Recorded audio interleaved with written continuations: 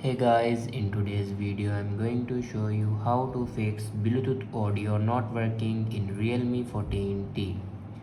So let's start the video. First of all, swipe down to your control center and here you can turn on or off your Bluetooth. After turn on or off your Bluetooth, then open settings. In settings, scroll down and click on system and updates, and then on top you can see the option software update. Now click on it and here you can check your latest variant will be updated or not. If it doesn't update to latest variant, then update it to latest variant. After that, go back and click on backup and reset.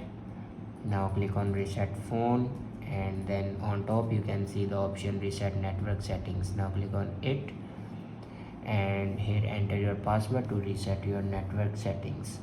After reset the network settings, then go back to your home screen and restart your device. For restart your device, press and hold power button and then swipe up to restart your device. After doing these steps, your problem will be fixed. I hope this video is helpful for you. Thanks for watching.